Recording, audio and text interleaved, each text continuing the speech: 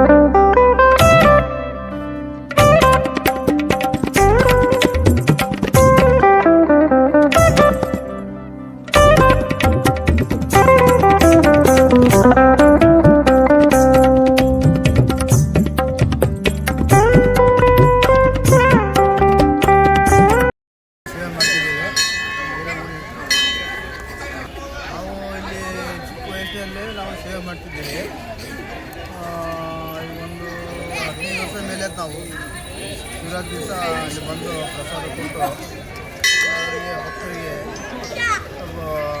ದಾನ ದಾಸೋಹ ಮಾಡಿ ನಮ್ಮ ಸೇವೆಯನ್ನು ಮುಗಿಸ್ತೀವಿ. ನಿಮ್ಮ ಹೆಸರು? ನನ್ನ ಹೆಸರು ಕೃಷ್ಣ ಅಂತೇಳಿ. ಓಕೆ. ನಾವು ಹಣ್ಣು ವ್ಯಾಪಾರ ಮಾಡ್ತೀವಿ.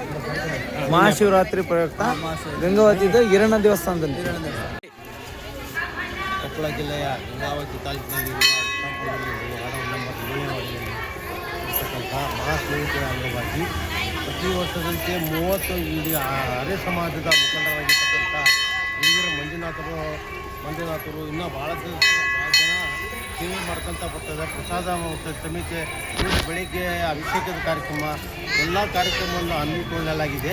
ಇವರೆಲ್ಲರೂ ಬಂದು ತಾಲೂಕಿನೆಲ್ಲರೂ ಬಂದಿರ್ತಕ್ಕಂಥ ಅವರೆಲ್ಲರೂ ಪೂರ್ವಕವಾಗಿ ಅಭಿನಂದಿಸುತ್ತೇನೆ. ಆಮೇಲೆ ನಾವು ಹಿರಿಯರ ಮಂಜುನಾಥ ಅವರಿಗೆ ಆ ಕುಟುಂಬ ವರ್ಗದವರಿಗೆ ಆರೋಗ್ಯ ಕೊಟ್ಟು ಆ ಭಗವಂತ ಕಾಪಾಡಲಿ ಅಂತ ವಿನಂತಿಸ್ಕೊಟ್ಟು ಜೈ ಹಿಂದ್ ಜೈ ಕರ್ನಾಟಕ. ಓಕೆ, ಧನ್ಯವಾದ. ಓಕೆನಾ? ಓಕೆ. ಶ್ರೀ ಹಿರಣ್ಣದೇವರ ಮಹಾಶಿವರಾತ್ರಿಯ 37ನೇ ವರ್ಷದ ಮಹಾಶಿವರಾತ್ರಿ ಸರ್ವರಿಗೆ ಸುಸ್ವಾಗತ. ಹೇಳ್ರಿ ಮಂಜಣ್ಣವ್ರೆ, ಮಹಾಶಿವರಾತ್ರಿಯ ಅಂಗವಾಗಿ ಮಹಾಶಿವರಾತ್ರಿಯ 37ನೇ ವರ್ಷದ ಅಂಗವಾಗಿ ಬೆಳಗ್ಗೆ 4:30ರಿಂದ ಮಹಾಭಿಷೇಕ ಮತ್ತು ಮಧ್ಯಾಹ್ನ ಪ್ರಸಾದ ವ್ಯವಸ್ಥೆ ಇರ್ತದೆ. ಹ್ಞೂ ರೀ. ಸಾಯಂಕಾಲ ಬಂದಂಥ ಭಕ್ತಾದಿಗಳಿಗೆಲ್ಲ ಪ್ರಸಾದ ವ್ಯವಸ್ಥೆಯನ್ನು ನಡೆಸಿಕೊಳ್ತಾರೆ.